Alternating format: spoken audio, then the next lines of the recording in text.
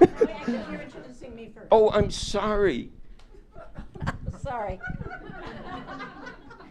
Hi, everybody. I'm Chinky Weisblatt, and I want to welcome you to Mohawk Trail Regional School on behalf of the entire community, and particularly the Museum on Main Street crowd, who are co-hosts of this event, and we hope you will come to our other events. Our next event is probably in the fall, and that's going to be something the Charlemont Forum did a few years back, which is a Frederick Douglass reading with a Frederick Douglass exhibit. So we'll hope you'll keep posted about that. Meanwhile, I'm supposed to tell you about the bathrooms. They are near the front door where you came in, so feel free to leave in the middle of his riveting talk if you need to. And I also want to ask you, please, there's a sign-up sheet for the forum on the refreshment table, and there's also a feedback form from Yes Humanities for the Museum on Main Street stuff. I am really skilled at many things, and one of them is not cutting paper. So some of the papers may not have actually a space for you to write your answers, but just write them wherever, because I'm not a good paper cutter, but I'm a wonderful person, and I sing. Okay, with that, I hand it over to Bruce.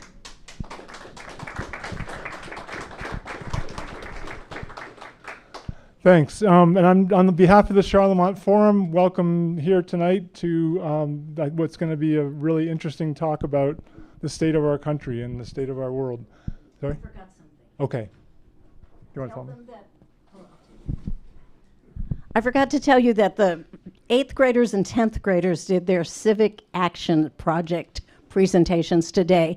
And if you go to the other end of the library after the presentation, you can see some of their poster boards and learn what they've been up to. They're really great projects. Thanks.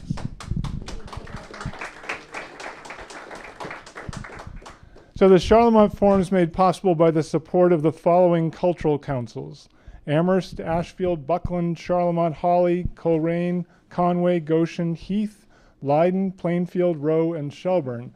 And the person who's responsible for getting that all done is Sarah Heminger in the back here, who really deserves a round of applause. As a college student 45 years ago, I took a class from Professor Sarat. And one thing that stuck with me from that class, which I'll paraphrase poorly, was that laws which are anchored by the Constitution can't hold a society together if the social glue is dissolving. I believe a part of that social glue is civics education. And so tonight, Professor Sarat is here to help us understand the Constitution and the threats to it, and hopefully the supports that can possibly keep it going. Thank you. You want that or not? Second. Yeah, so we'll do. First of all, thank you all for coming. It is a thrill, really, to be here. I'm 78 years old. I never thought I would be spending the time that I am now spending trying to think about preserving, protecting, and improving American democracy.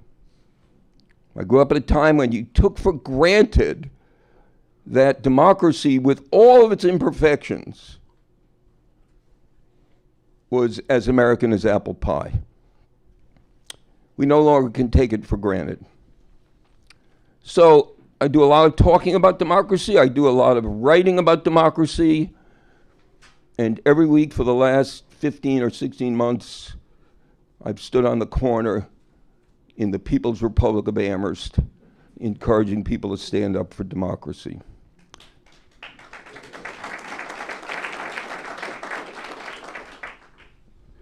Applause is good, protest is better. So I encourage everybody to do what you can to stand up for democracy. Standing up for democracy is not a partisan issue. Standing up for democracy is an issue of the principles on which we will all continue to live. So I urge you to stand up for democracy. I say to all of my friends, they think I'm doing Dr. Spock, 2 hours a week. 2 hours a week. Write letters, stand out, organize 2 hours a week. Come on, take the pledge. Come on, take the pledge. I mean, this is a Baptist meeting. I want to hear you all say hallelujah. My rabbi would be really disappointed to hear me what I just said, but that's okay. I want to take you back to 1974. Two important things happened in the fall of 1974, actually in August. Not in order of importance. I got my first job. I showed up at Amherst College to teach. And I was going to teach politics. My salary was $12,500. It's $12,750 now. So if this goes well, could you write to the president of Amherst and say, just a little bit more? I was a really indifferent student in high school. I mean, indifferent is a kind way to put it. My civics teacher, at the end of civics, said to me, "You clearly don't have much of an aptitude for this. I've taught political science for 51 years. Revenge is best served cold." The other thing that happened in 1974 was that Richard Nixon resigned.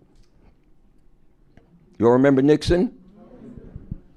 You remember Nixon's vice president? I love speaking to old people. When Nixon resigned in 1974, there was a lot of celebration about how, quote, the system had worked. We've come a long way since 1974. We can't celebrate that the system is working. We have to stand up for democracy to make sure that it continues to work. Now, I have a question for you. Well, you violated the rule. You exhaled. So here's my question. I want you to think before you answer. An angel comes to you. Don't be nervous, it's not the Job story. And says to you, you have a choice. Your choice is that you can live in a world in which justice is guaranteed for now and forever, but it will not be governed democratically. And this is an angel, so very reliable. Justice is guaranteed. Whatever we think justice is, this angel is going to guarantee it for us. Are we good so far? If I wanted these reactions, I could be back in my own classroom. Let's try again. Are we good so far? Nicely done. You're shaking your head already. Or the angel says, you can live in a society governed democratically, but it might not be just in the results that it produces. I want you to think for a minute about how you would answer that question. One's a dictatorship, the other's a democracy. I want you to think for a minute about how you would answer the question. Dictatorship is an adjective, is that right? No. I'm out of my depth. Thanks, Bruce. Dictatorship tells me nothing because the dictator could be benign. John Stuart Mill, in his book Considerations on Representative Government, says that representative government may not be superior to a benign despot. Now, how many of you would choose justice over democracy if you would raise your hand? Come on, keep it up. Keep it up. It's good cardio exercise. Justice over democracy.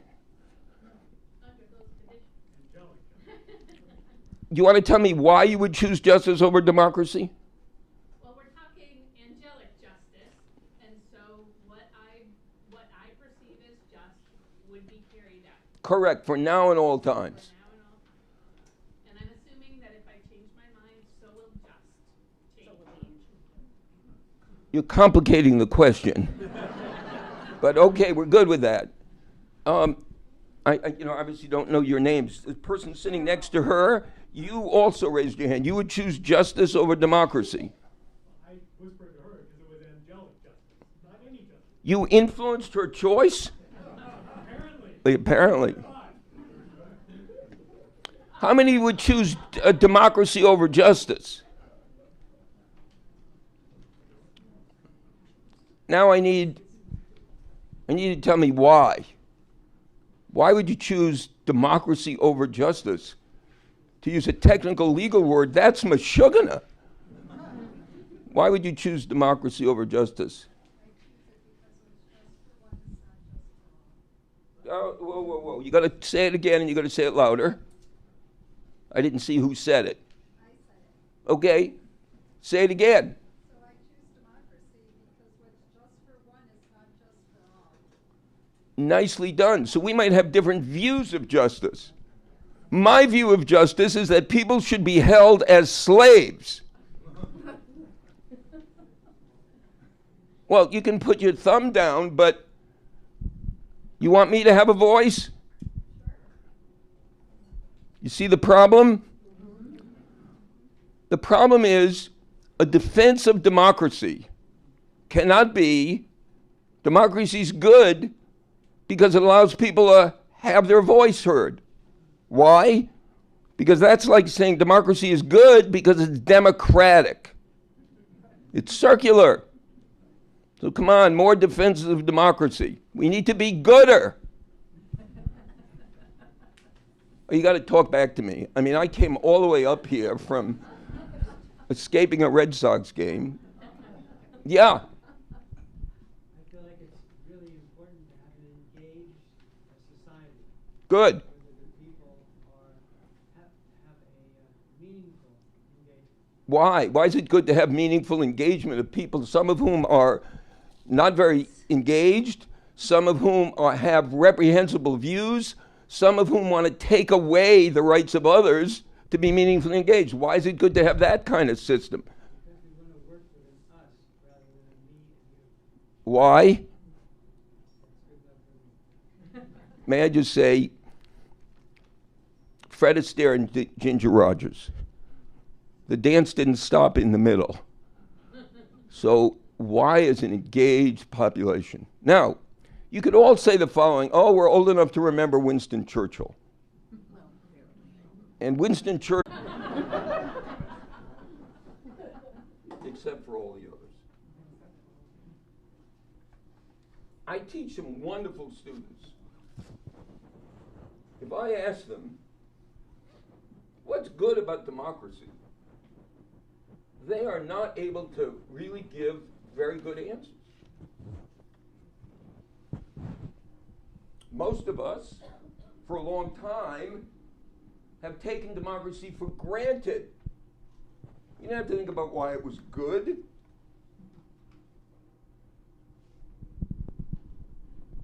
Young people. Ick. Oh, no, that was wrong.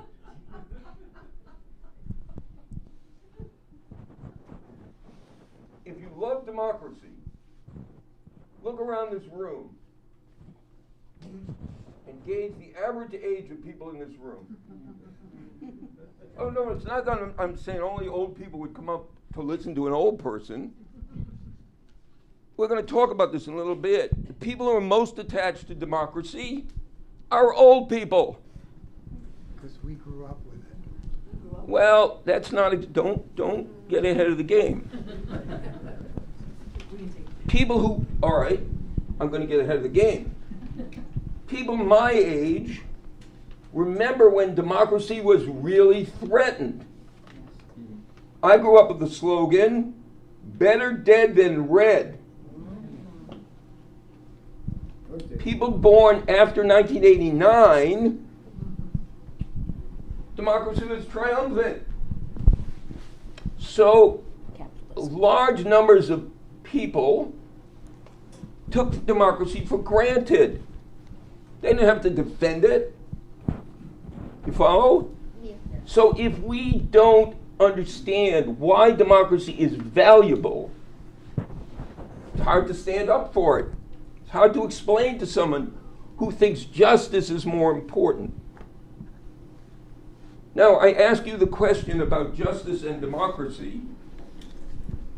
If you could just hold this. Yep. There you go. I ask you this question about justice and democracy because I believe in order to understand what is going on in the United States today, millions of Americans are choosing their version of justice over democracy. My students, the only democracy they've grown up with is a democracy that has largely failed. The two most dreaded words in the English language are emergency room. Go to an emergency room and spend 7, 8, 9 hours in an emergency room. The next most dreaded two words are Comcast, Verizon, roads with potholes, Amtrak. I used to be able to criticize LaGuardia, but they've ruined my thing. They've repaired it. So if you've grown up in an era in which the economic system, the social system, the facilities with which we live, I mean, Eisenhower, interstate highways, John Kennedy, we're going to the moon. And Vietnam. Suddenly there's a voice out here.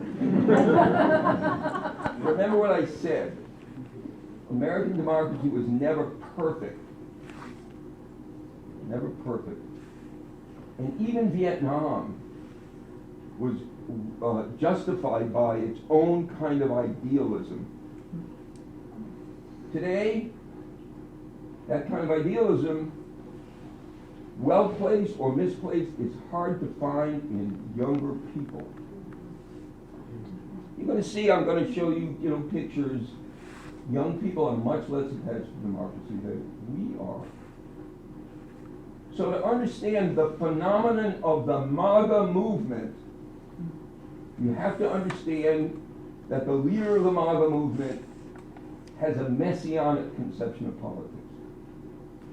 When Donald Trump looks in the mirror, he does not see Donald Trump. He sees someone who's going to make America great again. Now, that is not a statement about what he actually thinks. That's a statement that says, if you want to understand a phenomenon, you have to see it from the perspective of those who believe in it. They choose their version of justice over democracy. Because they believe democracy has favored some people over others. They believe that people like me live much too comfortably, while they don't live comfortably at all. Should we talk about it? Feta cheese. Look, I gotta surprise you. It's delicious. You're on board. When I go to Stop and Spin in Amherst, I like feta cheese. A tub of feta cheese is now $10. Seriously? Yeah. And I look at that and I say, oh my God, feta cheese is very expensive. I take it, I put it in my cart, and I go. You follow that? Yes. Millions of Americans, they don't have that choice. And it's getting worse, it's not getting better. So if you came here to hear a criticism of the current administration, I fear I'm going to disappoint you, because I'm here to criticize you. I don't think that's, my elocution teacher would have said that's not the way to warm up the audience.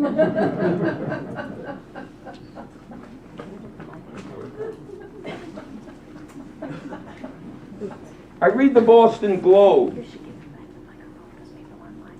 I'm going to read to you something from the Boston Globe. I'm not saying that I didn't check them out to see whether these things are true. So they might not be. A recession is no longer a question of if, but when. And when it arrives, it will strike a country that has spent 15 years stockpiling vulnerabilities the way other nations stockpile grain. Start with the job market, or more accurately, the vanishing chance of getting a foot in the door. Entry-level hiring at the biggest tech firm has dropped more than 50%. Any of you remember Andrew Yang? Yes. Canada. And when he ran for president, he talked about this thing called AI. Yep. And no one paid attention to it. He said, very soon there won't be truck drivers. Trucks will be self-driving. Automation is in full swing. Mass layoffs in finance. Would you mind? In finance, in the media, and consulting have become the norm. For the first time in modern American history, it is entirely rational for a young graduate to wonder whether they will ever land a real job. If any of you have children in their 20s, do any of you have children or know of children or could borrow a child? Right? Health insurance, retirement funds. Graduates who can't get hired in a weak economy can struggle to find work in a strong one. Too many become long-term unemployed. I got more. You want more happy talk? More than 1 in 4 Americans have nothing set aside for emergencies. As for those who do have a fund, the median balance has been cut in half in a single year, falling from $10,000 in 2025 to $5,000 in 2026. 43% of Americans couldn't afford to cover a $1,000 emergency without going into debt. Half of American families can no longer afford the basic cost of living. The gap between what households earn and what households spend keeps widening. And in that widening lies the real possibility of ruin. The kind that empties a bank account on a Tuesday afternoon when the car transmission goes. The kind that turns a trip to the maternity ward into 18 months of collection calls. The next missed shift turns into the next round of maxed out credit cards at 22% interest. The next maxed out credit card turns into the next missed payment. You want to preserve democracy, you have to preserve the infrastructure of democracy. Donald Trump is a symptom. And if you think the present administration is doing great damage to the constitutional order of the United States, the damage has long ago been done. You're going to hear me talk in a minute about something called constitutional rot, which some academics are now using to describe the situation. It's not a situation of constitutional crisis, it's a situation of constitutional rot. You want to save democracy? We've got to do something about the conditions under which people live. The next time someone offers you a tax cut, lower your property taxes, what are you going to say to them? You're going to say, I love democracy. Use that money for the public good. Rightly or wrongly, the United States used to invest a lot in public facilities. Now, our bridges are rated D+. It's going to give me a lot of fun riding home. Right? The 2 most dreaded words in the English language are emergency room.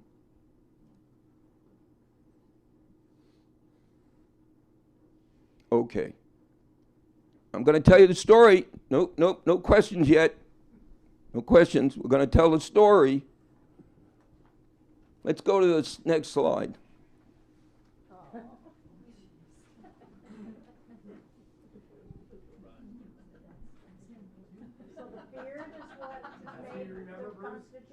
don't remember. There are a couple of things that you'll never see. One is I was wearing a tie. The other is that I had cornered the market on Brill cream in the days before constitutional. And by the way, I've been teaching for 51 years. This is all that's left of me. Come on, let's go. So, the question I want to pose is the Constitution a problem? And if you advocate for the preservation of the Constitution of the United States, many people today would regard you as a conservative in the worst sense.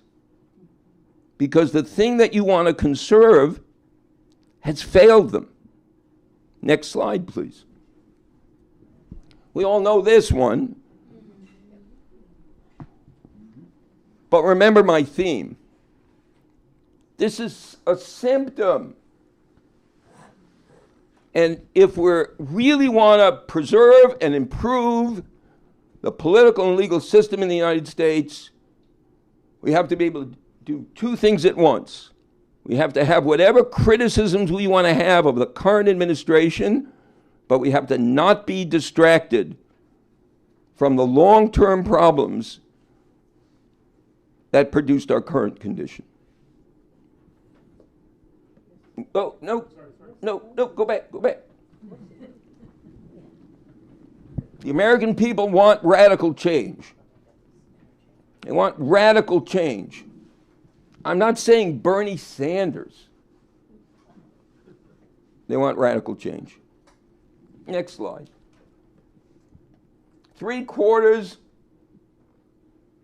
of Americans think that the country's political system needs major reform or a complete overhaul. So when I'm out there preaching the virtues of the rule of law and constitutional democracy, I'm preaching to people who don't see those virtues at all and probably cannot be persuaded of them. Next slide, please. How's this one? 70% of Americans believe that if the signers of the Declaration of Independence were alive today, they would disagree with the way in which the Constitution is being followed in the United States. Now, that's a complicated slide. I hope we can talk about it later. Oh, yeah, the people that wrote the Declaration of Independence, they held slaves. I mean, right, all the this and that. Oh, no, go back. I have a question for you. Are you ready for the question? Some of you. My question is, does the Declaration of Independence require democratic governance? And if so, what text what passages would you give? And if not, why not? Buzz, what do you think? Come on, Buzz. Come on, Buzz. How did I foresee that happening? By the way, may I just say, I love this man. Yes. And I've loved him for a very long time. Whoa. You're supposed to save your applause for me. Does the Declaration of Independence require democracy? And if so, what passage would you cite? And if not, what passage would you cite?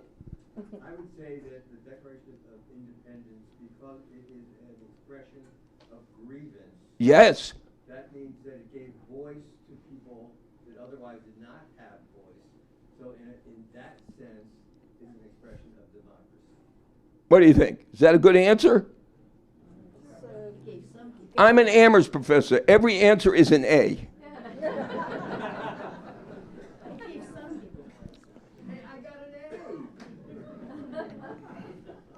So, this could be argued about.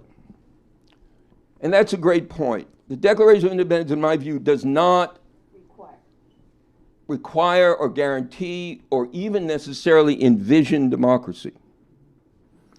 all men are created equal and endowed by their Creator with certain unalienable rights. That's what they cared about. The word consent is used once in the document. Remember my motto, what I don't know, I just make up, so it could be used more. Governments are instituted with the consent of the governed. So if we choose a benign despot, that's up to us, so long as the despot respects life, liberty, and the pursuit of happiness. But all voices weren't heard. We're not doing criticism yet. So I appreciate that point. From the beginning, the United States was not a democracy. From the beginning, the United States was highly imperfect, and it remains so today. Keep that in mind. But don't lose sight of the fact that only in a constitutional democracy do we really have a chance to address. Bye-bye, Viktor Orban. Oh, I got goosebumps that I could say Viktor Orban. Next slide, please. This is what keeps me going. So a survey was done which asked the question, how essential is it to live in a country that is governed democratically? And then the results are broken down by the birth year of the respondent. Notice this line and its direction. That also plots my retirement funds, but that's a different problem. People born in the 1930s, 75% of them said it was essential to live in a society governed democratically. Come on, let's hear it for old people. Why would they do that in the middle of the Depression? Because they were born in the middle of the Depression, and they were also born at a time when fascism was on the rise. Better dead than red. Now, people born in 1980s, about 30% of them said it was essential to live in a society governed democratically. And I can tell you that number is now lower among younger people. So look around the room. When these people die, they're taking democracy with them. You got it? You follow? Yes. Look around. Say to the person next to you, the fate of democracy depends upon your survival. Next slide. Here's another way to say it. Support for authoritarianism. How about that? This chart was broken down by income. I don't know why. But notice, between 1995 and 2010, support for authoritarianism went from 20% to almost 35% among upper income people.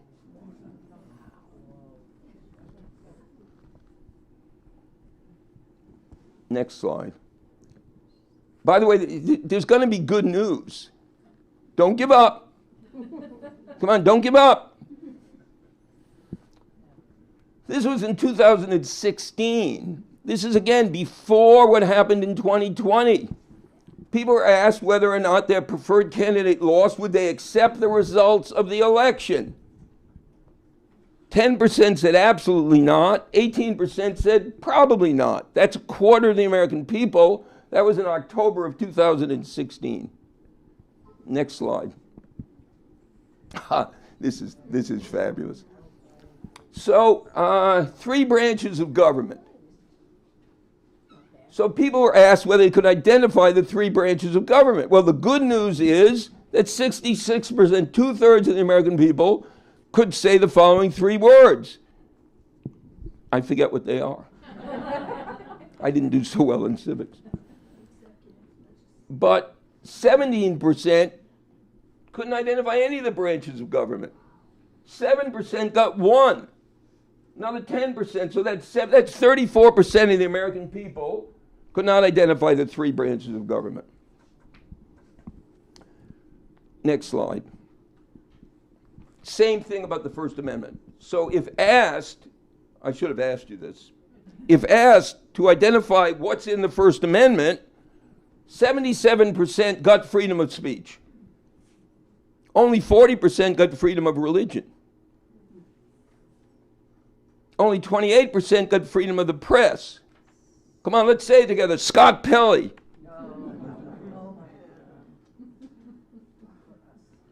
You see, we assume that freedom of the press, that the real threat to freedom of the press is the government. I hate to say this, journalists are employees. They work for organizations. And if those organizations are not committed, then you're not going to have freedom of the press. And this problem that we now have is not a new problem in the United States. You remember yellow journalism? Yes. Do you remember William Randolph Hearst? Yes. So at the start of the 20th century, you had a very politicized press. Next slide. Okay. So the Constitution of the United States, the Constitution that we now have, is in some ways premised about a fear of democracy, not an embrace of it. Madison. You remember Madison? Well, not personally. If you continue to step on my lines, no one is going to show up for that thing at the library or whatever it is. I was gonna punch it up at the end, but so Madison, in Federalist Paper number 10, in all numerous assemblies, passion never fails to wrest the scepter from reason. Had every Athenian citizen been a Socrates, every Athenian assembly would still have been a mob. They worried about democracy letting loose the passions of the people. I'm looking for investors. I want to put a play up on Broadway called Madison. No? No investors? If that doesn't work, I'm going to try Adams. Next slide. Federalist 10. In a democracy, there's nothing to check the inducements to sacrifice the weaker party or an obnoxious individual. I take that personally, that last part. Hence, it is such that democracies have ever been spectacles of turbulence. The people that wrote the American Constitution were worried about democracy. Next slide. Framers designed a constitutional system to be a representative republic. And they did everything they could to make it hard for the governed to govern. They did everything they could to make it hard for the governed to govern. Separation of powers. You get it through Congress, that doesn't mean it's going to become a law. You get it through the Senate, that doesn't mean it's going to become a law. You get it through the Congress, the president signs it, and Justice Thomas strikes it down. And then, come on, what's our favorite word in the English language? Federalism. Thank God for federal. I'm in favor of states' rights, but only in Massachusetts and California. But yeah, in Minnesota too. I can add. I'm a liberal. Federalism makes it hard for the governed to govern. You follow that? They wanted to break up the power of the government. They wanted to make it hard for the government to do things because what were they concerned about? They were concerned that the government would abridge the unalienable rights of life, liberty, and the pursuit of happiness. Next slide. Oh, that's good. Jeffrey Rosen wrote an article called We're Living in a Madisonian Nightmare. because our representatives now behave like what Madison thought the people would behave like. Right? 3 words. Marjorie, what's her name? Good, nicely done. Our representatives, instead of cooling the passions of the people, spend a lot of time Whipping them up and citing them. whipping them up. Next slide. By the way, may I just say one thing? I want to show you that I know my political science. We now have a parliamentary-like system embedded in a presidential form. Woo, that was deep. Woo. In a parliamentary system, the chief executive is chosen by the legislature, and the parties follow what the PM wants. That was never the case in the United States. Never. Come on, let's chant together. John Stennis. Richard Russell. Thank you. Jacob Javits. Charles Matthias. Ed Brooke.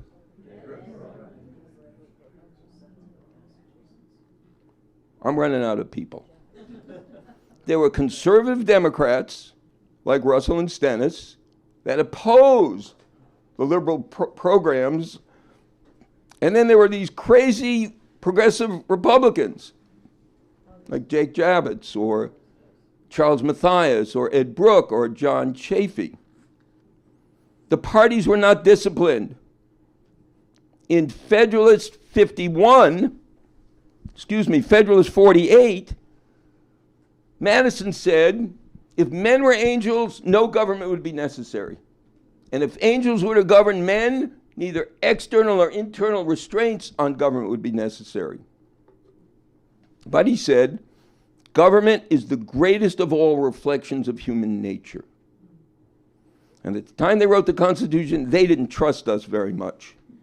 Next, oh, no, don't go away. That is fabulous. So, democratic infrastructure. If you want to have a democracy, what do you have to have in place? You have to have economic well-being and a pretty good middle class. You have to have a consensus on fundamental values. We're going to disagree about agricultural price supports, but what are we going to do? We're going to abide by the results of elections. You need to have effective governance. Hence my emergency room problem. Hence my Comcast problem. If you want to see something that will just make your hair stand on end, Google arson, warehouse, Los Angeles. So a month ago, a worker at a, by the way, I hope you all stocked up on your toilet paper because it was a toilet paper warehouse, went into the warehouse, filmed himself, because we do nothing unless we film ourselves, lighting a match to the plastic wrap around my kind of toilet paper. And he said, this is what you get for treating people like me the way you treat us. And then he hooted it up as the inventory burned. People can't live. They get paid wages which are insufficient. They don't get benefits, and they're exploited. No wonder they are angry.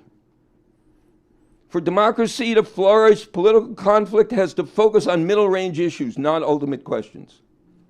We can talk about what should agricultural price supports be.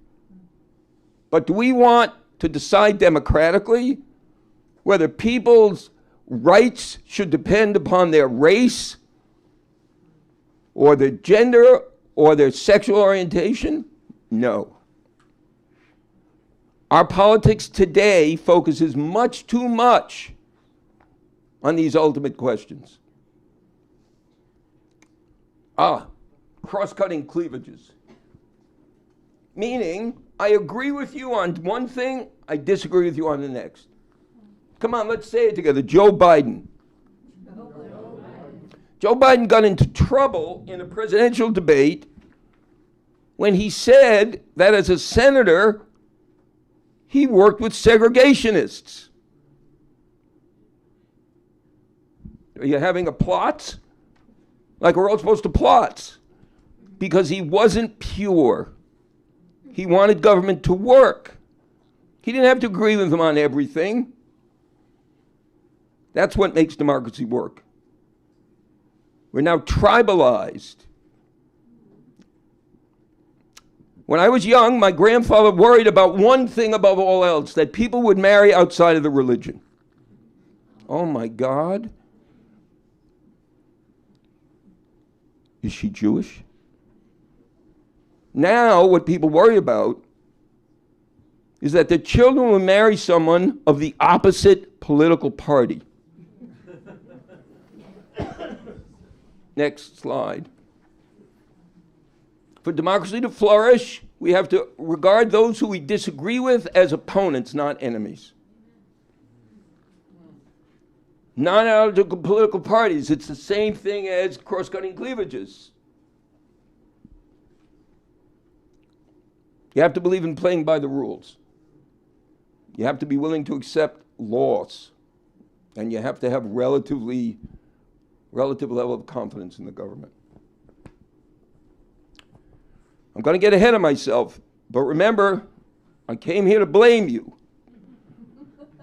but also to give you an assignment. Democracy requires humility. If you think you know all the right answers, that's not a democratic attitude. You haven't asked the right questions. Democracy requires humility. Well, I could be wrong, but that's why I accept the results of an election.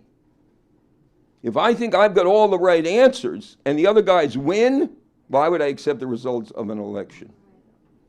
Next slide, please. So, we have a constitutional democracy, or a constitutional republic, which depends upon the rule of law. This is a phrase that we hear a lot about now. Oh, the rule of law, the rule of law. The rule of law in its true meaning does not apply to us. The rule of law in its true meaning applies to the people that make the rules. So the rule of law stands for the proposition that even the most powerful people have to abide by the rules. What a quaint notion that is.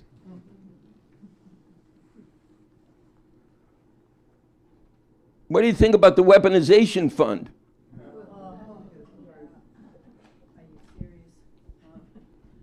I am serious. It's honestly named. It is about weaponization. The weaponization fund is nothing in comparison with its tax deal. The tax deal. So, are you going to come to my next lecture here called Pardons? Yes. Will be about all the things that you say to someone after you've offended them. So in the United States, presidents are not supposed to be able to pardon themselves.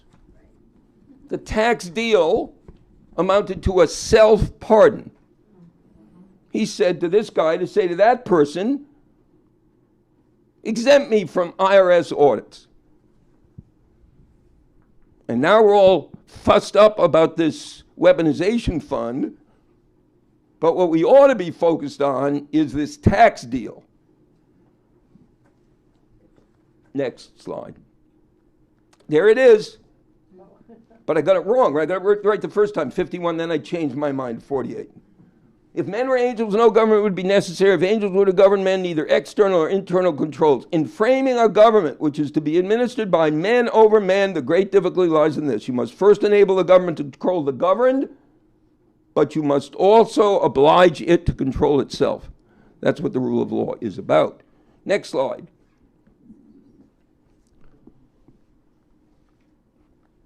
This seems like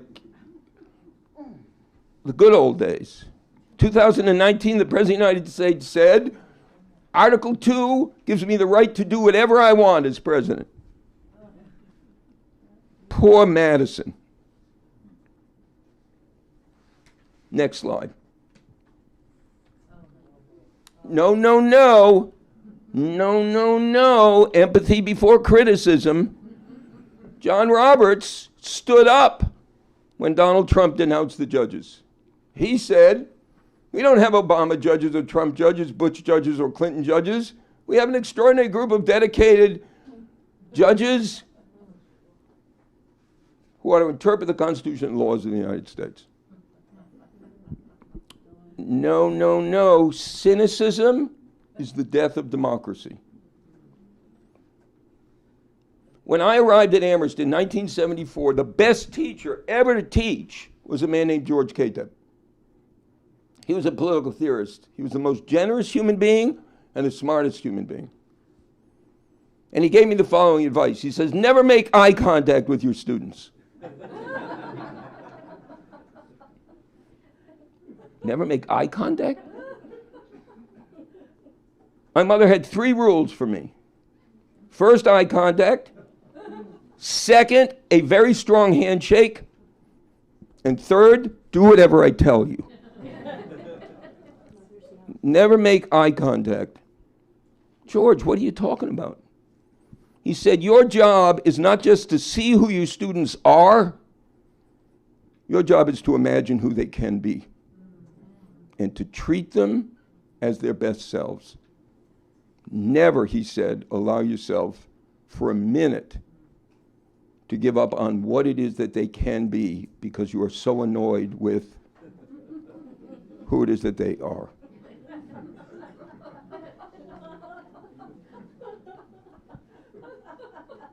I'm able to do that because I take lots of drugs. No, I don't. Next slide. So remember this, there's no Obama judges, there's no Clinton judges. So this is just a breakdown of the way in which they cluster in their decisions.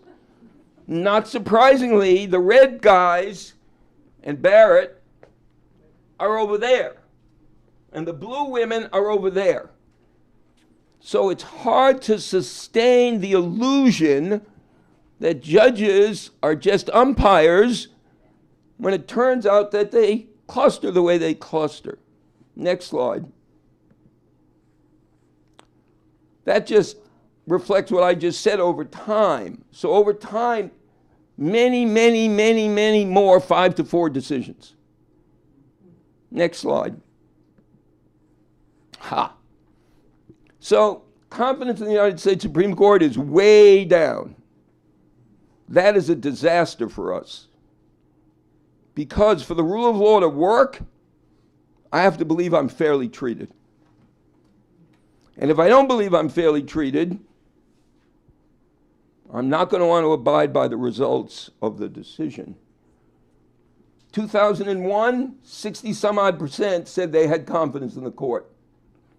2023, it was 41%, and it went lower after the court made its decision in the Dobbs case, the abortion case. Next slide. Oh, this is a good one. So again, this comes from the good old days of Donald Trump's first term. Do you think Donald Trump should be able to overturn decisions by judges that he disagrees with? Among Trump voters, 51% said yes, because he's the Messiah.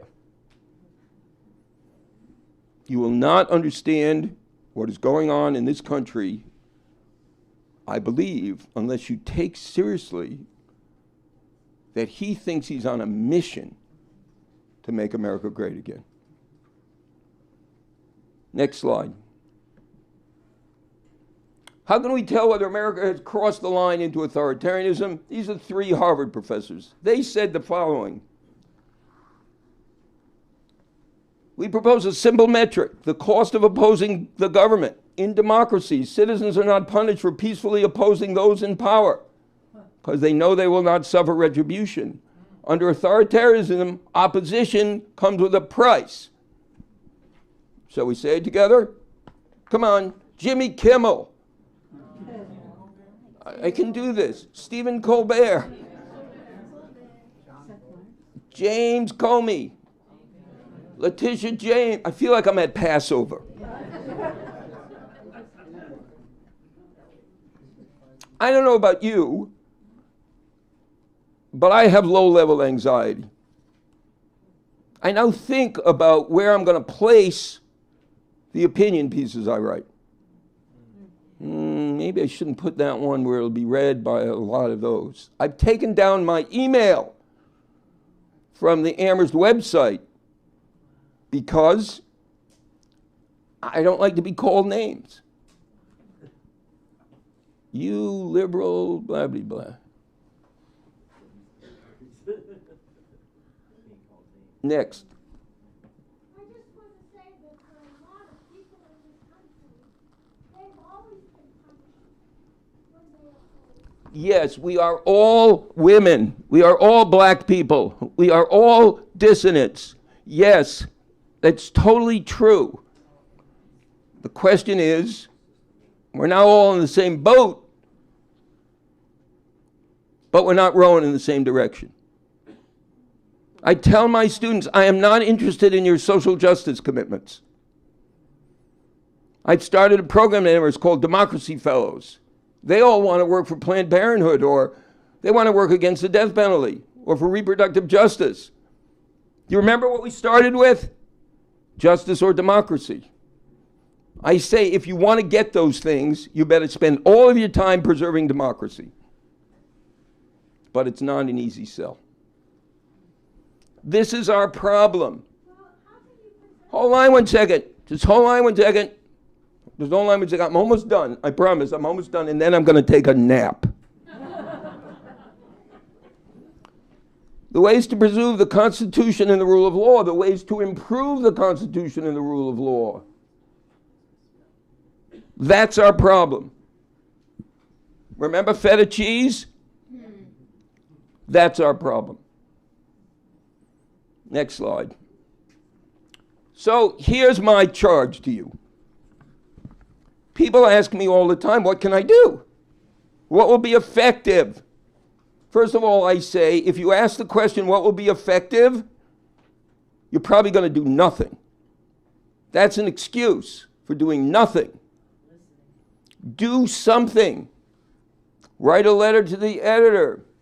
Go stand on the corner in Amherst, of all places. Join an organization. This is something I thought I would never say in polite company. Work for the League of Women Voters. Oh, okay, I'm sucking up to the crowd. But here's something that you can do. I call it thinking democratically. And it's really hard to do. To think democratically, you need to say what you think, but in a way that can be heard by others who don't already agree with you. How many of you have been converted when you're told you're a racist? How many of you have been converted by the idea that you are transphobic and anti-Semitic? You got to give people a place to stand. I know that this works because I studied the death penalty in the United States. You remember Michael Dukakis? Yes. Oh, yeah. 40 years ago, 80% of the American people supported the death penalty, and 300 people a year were being sentenced to death. In the United States today, public support is around 50%. Last year, there were 20-some-odd people sentenced to death. How did that happen? It happened because abolitionists stopped calling the other side names. You're in favor of the death penalty. I'm against it. Are you in favor of executing the innocent? No. You're in favor of the death penalty. I'm against it. Are you in favor of executing people because of the race of their victim? No. You're in favor of the death penalty. I'm against it. Are you in favor of executing people because of the quality of their lawyers? No. give people a place to stand. To think democratically is not to go around simply telling people what you think,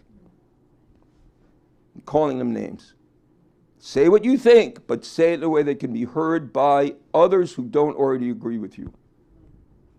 Too much of American politics now is playing to the like-minded.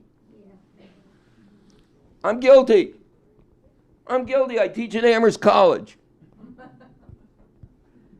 Our debates, Elizabeth Warren or Bernie Sanders? Here's something that's really hard. Be curious about the views of others. Be curious. Tell you a story in my class. We're doing an exercise about how you allocate scarce resources in times of crisis. So I gave him the COVID hypothetical. It's February of 2020. You have 10 people that need ventilators and 2 ventilators. How would you allocate? I went around the room and everybody was giving the politically correct answer until the woman said, I would sell the ventilators. And one of my favorite students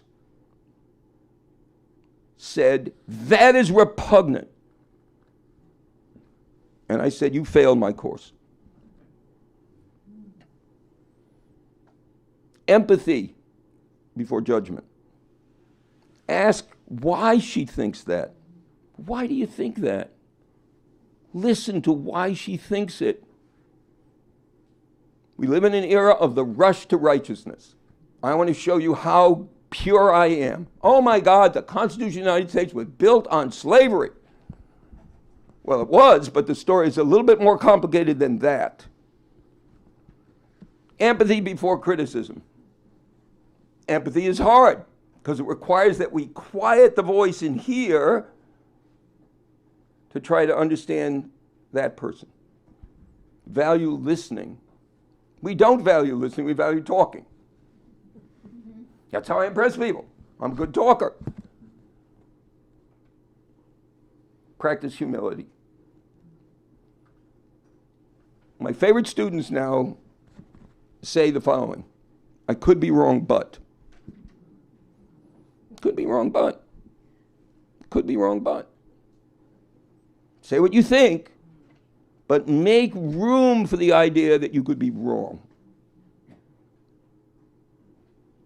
Is that good or what? I'm going to have T-shirts made.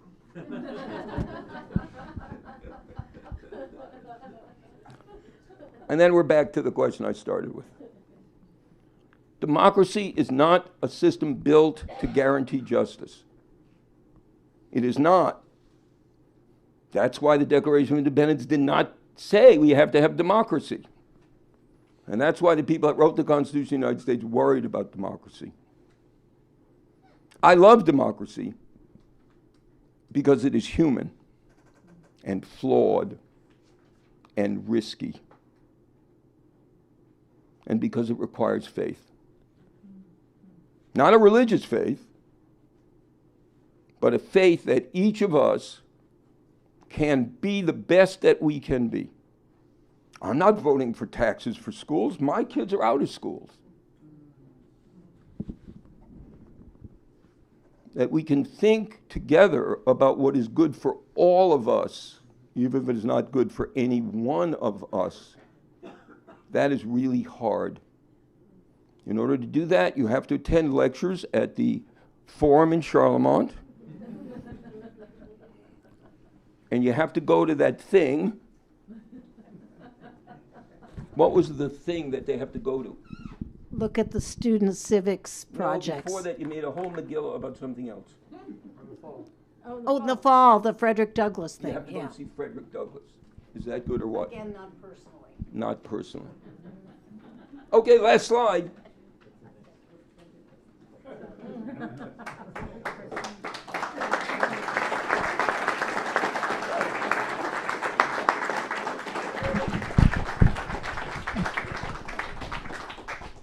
Now do they get to ask questions? And I guess if you can come up here to use the mic, because it won't go all the way back. And if you don't use the mic, people online can't hear you. Oh, now nobody's going to come. If you don't ask, this is what I tell my students who don't ask questions. I said, You know how you're dead? You're lying in your coffin, and no one is asking you questions. Surely you have some questions. Yes, back there. Come on up, yep.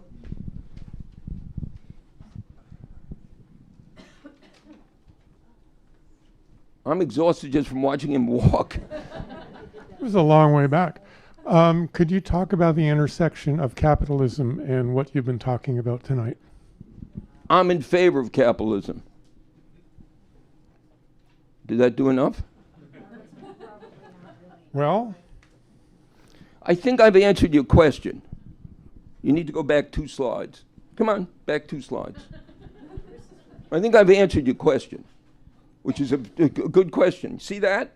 I think I've answered your question. So any economic system that produces a distribution of wealth in which some can sleep comfortably and others are left out in the cold is not supportive of democracy. So the United States has a very strange economic system. As you know, it's not pure capitalism. Here's something I tell my conservative friends. Liberals are conservatives' best friends, except the conservatives don't know it. Because liberals want to repair the system so that it can be preserved. That's what the American welfare state was about. So that tells, I mean, at least for me, that tells you, I mean, that's my whole shtick. The root of our problems is that. And you can call it capitalism, or you can call it anything else. I call it a radically unequal distribution of resources so that some can live very well while others don't live well at all. But tell me more. well, the way you framed it in the beginning of your talk, it seemed to me that you were conflating democracy and an economic system, and that I wonder whether that conflation is warranted. Yeah, we got to go back, but we don't have to go back. People that study politics, no, don't leave, please. People that study politics, that'll teach you to ask a question. People that study politics have identified the social and economic prerequisites of democracy. Do you remember my slides about cross-cutting cleavages? So democracy is a second-order good. It isn't a first-order good. People want food in their bellies. They don't want to wait 7 hours in the emergency room. They don't want to be treated like dirt by their cable providers. So a political system depends, it doesn't just grow on its own. It depends on something. And that's what I was trying to say at the beginning, that we can blame the current president, but we have to look at what's happened to the United States long before he came on the scene. And it's getting, as we said in Providence when I grew up, it's getting worser. That's what's getting worser. We're living in a funny world because people are driven by this messianic conception, but they're also driven by resentments. Why wouldn't they be? Do you remember the guy, I should remember his name, Luigi? Was a hero to a lot of people because he did something that expressed their frustrations. The guy with the lighter in the warehouse. So I think that democracy depends upon an economic system that reasonably, fairly distributes resources. That equally, I didn't say. That's the problem. Is that good or what? Well, yes. But this man is a hard sell. I am a hard sell, but somebody else should talk too. No. Come on, sell me one more. Okay. Thinking about the people who put together the system that we are Yes. talking about, Yes. had their own interests and democracy was not necessarily their interest. Yes, we're in heated agreement. And so to leave out the Heated agreement. So But the American, I'm sorry, keep going. So No, I'm valuing listening. I'm going to die. at some point, probably. Yeah, go ahead. So the idea of leaving that out of the equation as you framed it from the beginning, I think at least raised questions for me about. I didn't leave it out. I pointed out from that at the beginning, democracy wasn't required by the Declaration of Independence. And there's a great book written by a man named Charles Beard called An Economic Interpretation of the Constitution. Mm-hmm. He says, oh my God, they were out to protect the interests of property. That's true. The Constitution that we live with today is not the Constitution of the framers. The Constitution of the United States, there was a constitutional revolution. It's called the 13th, 14th, and 15th Amendment. The word equal is not used in the Constitution of the United States until the passage of the 14th Amendment. So there's a lot of work to be done. We are not irreparably tied to the legacy of the people that wrote the document. We suffer from constitutional rot. The Constitution needs to be refreshed, not simply venerated. So I don't think we have a disagreement, except I don't want to immediately go into the critique mode. I want to say, what do we have? What can we do with it? To simply say that we are stained by the legacy of the past, okay, now what do I do?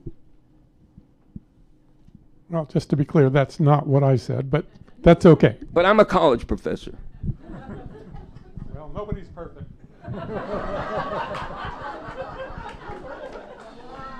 Whoa, whoa. Whoa, I am reporting you.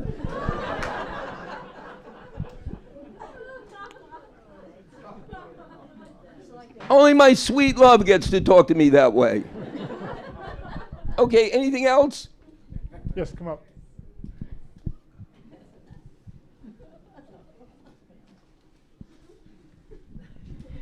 I am not sure that I can even figure out how to pose this question. It is a real question for me, and that is, it strikes me that among all the other things plaguing us in this time, Yes.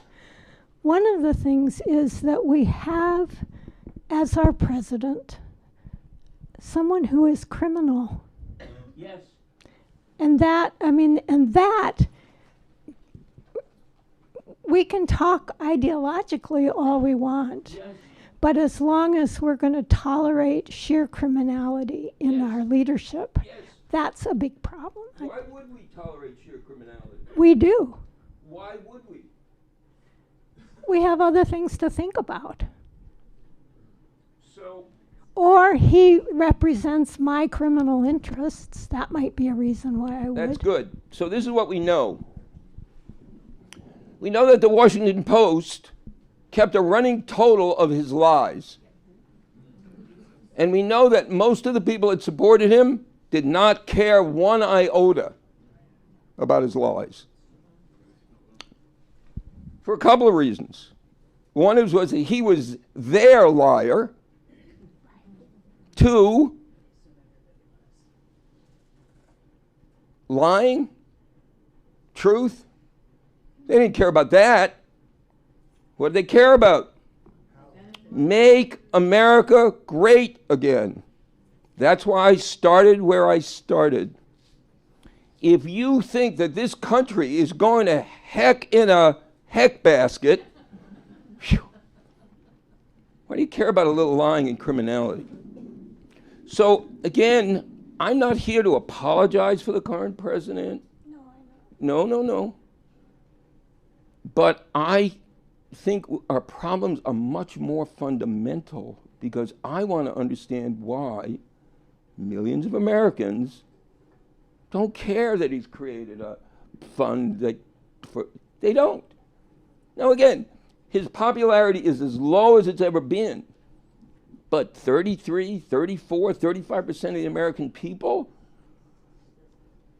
I know my math, that's 100 million people are still with him. And I think they're still with him because they see in him the Savior. Right. I get that. But why isn't the criminality more central to our conversations?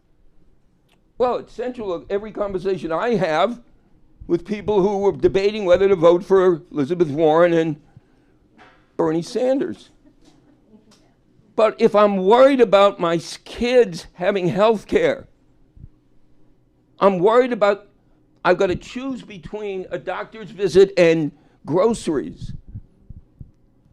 He's a criminal. So what? So what we think, you and I think, is that people all over the United States are paying attention to what's going on in Washington, D.C. They're not. Look at the viewership of Fox News. You think it's by the billions? No.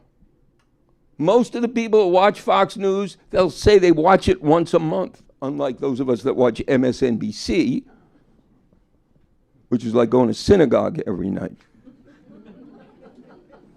So what strikes you as this horrible thing, I'm not disagreeing with you, what does that have to do with the lives that most people are living? Now, wait, I got one more thing.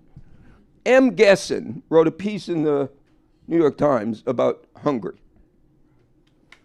And what Gesson said was that the opposition was able to connect the corruption to the economic problems. So it's not enough to say he's a criminal. Oh, that's terrible. But you have to start there. No. Because if you're in the hands of a criminal, I don't think you're listening to me. I am listening to you, but I am disagreeing. No, I am going to listen. A criminal is somebody who does not have your best interests at heart. A criminal is somebody who is prepared to take advantage of you in any way that they can. Yes. And they are prepared to hurt you. Yes. And so being able to acknowledge that that's the kind of leadership that we have is a step towards being able to say the pain that you're feeling, the angst that you're experiencing is due to the fact that we have a criminal in charge. I want you to run for Congress. So we're in heated agreement, except you've got to make the connection, and most progressives do not. They say, oh, he's a criminal. By the way, according to the United States Supreme Court, recently, he's not a criminal. So yes, there's that old criminal stuff, but according to the United States, this is a paradox that the United States Supreme Court had said in his official duties as President of the United States, but, saying he's a criminal is not going to convince anybody of anything until you can connect it to what they care about. You and I may care about, oh, he's a criminal. No, but that's not why I feel it's important to acknowledge it. Okay, we acknowledge it. We're in heated agreement. The question is, now what? And unless you can connect it up, then all the acknowledgement is going to make you feel good, or you feel, oh my God, she's coming back. Oh my God. I guess the thing I'm going to be dead before this event is over. No, you're not, because I'm still asking you questions. Oh, yeah, that's true. But now you've made me lose my train of thought. I guess I want to say... Take your time. It feels like all of the ideological focus or the political focus or the discussion of democracy, all of that kind of stuff is beside the point for most people. Yes. Do you remember my last slide? slide? But being in the hands and at the mercy of someone who is cruel, criminal, has no mercy, has no empathy whatsoever, that's a different category. Again, I'm not interested in denouncing him. I'm interested in defeating him. I am too. Well, good. So then here's my response. Okay, Connect it up. I did. Well, good. Stop focusing on how bad he is and be able to explain to people that because he is so bad, you are suffering the following consequences. Yes, but I feel that it's not about the ideology, it's about the criminality. And that is part of acknowledging, making the connection. We're in heated agreement. He's a criminal. Now what? Only if you promise. Nope. Only if you promise to do what my mother would have wanted anybody to do. Uh-oh. This is what she would have wanted to do. She would have said, I really enjoyed your talk. I didn't agree with all of it, but I really enjoyed your talk. And then she would have said, after you've done that, savage him.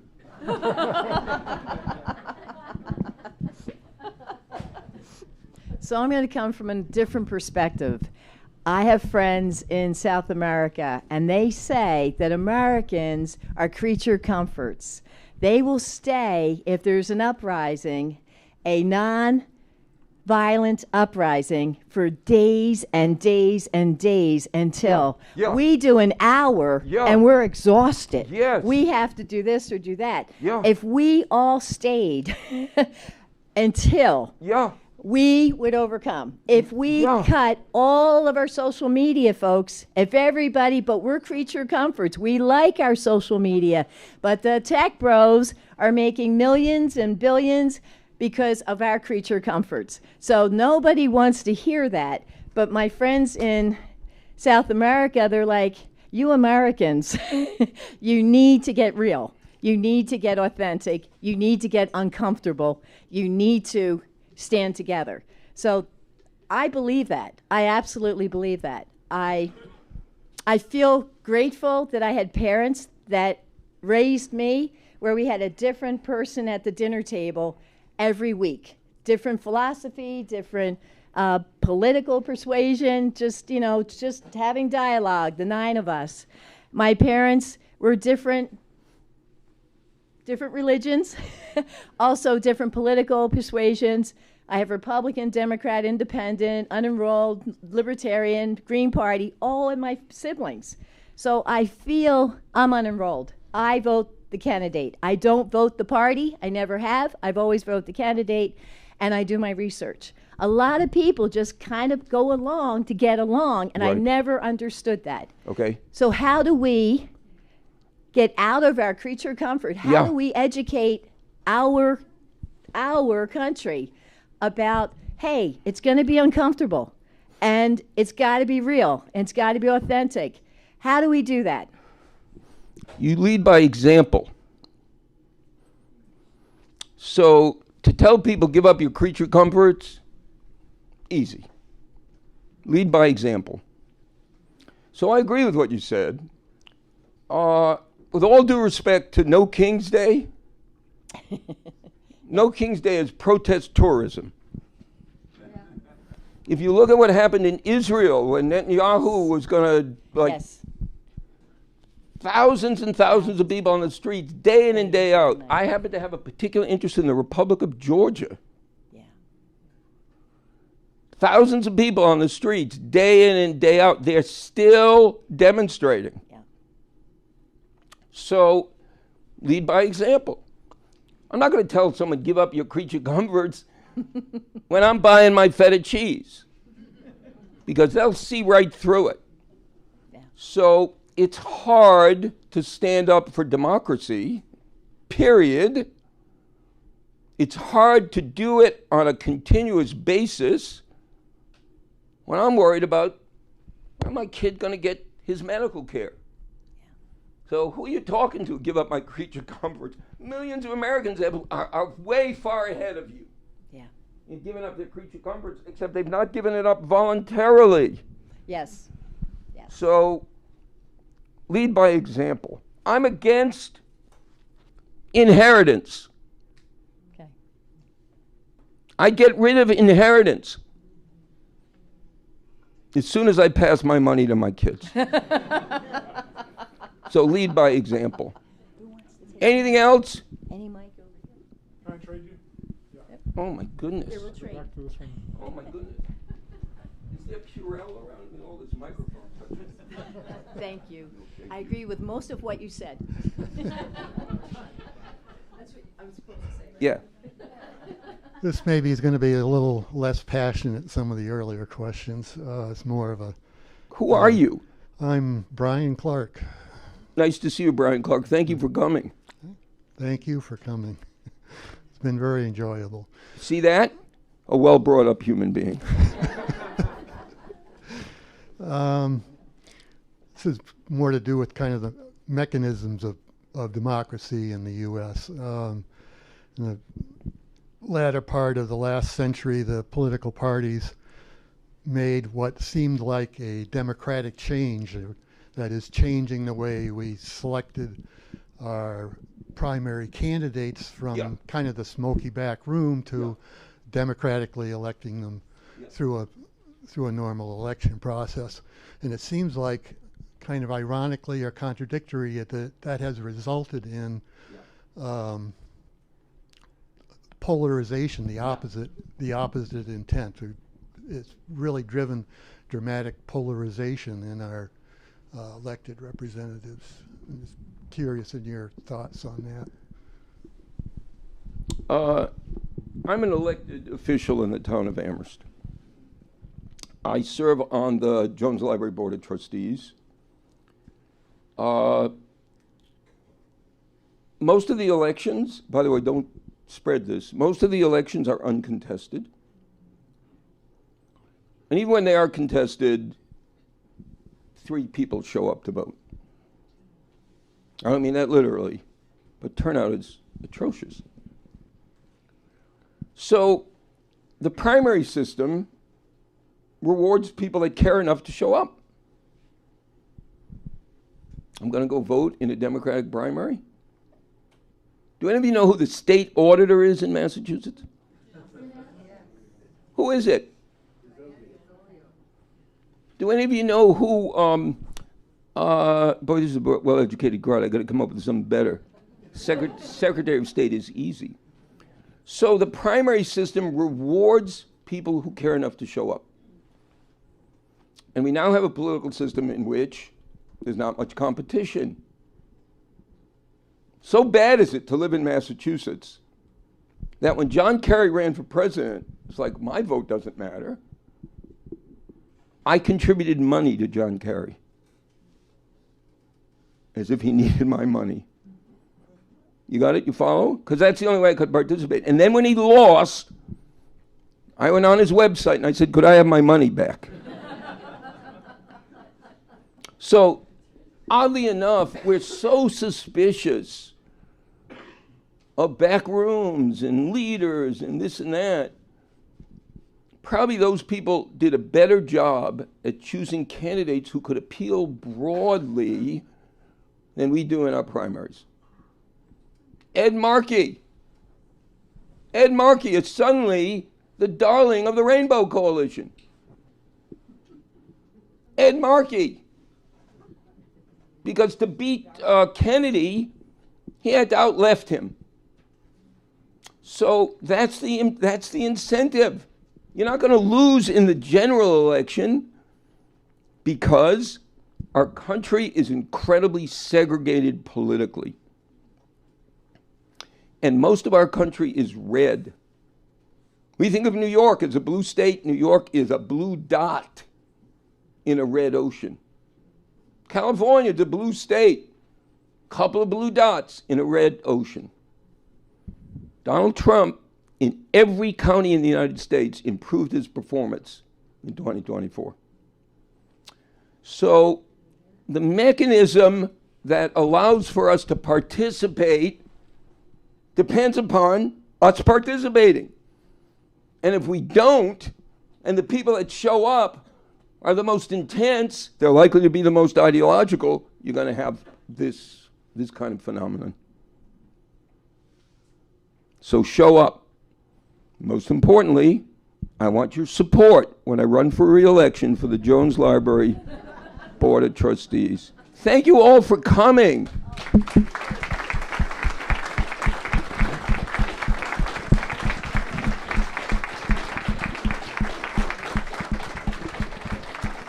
My mother would have approved. Thanks to Professor Sarat for another really interesting evening, and I think if there are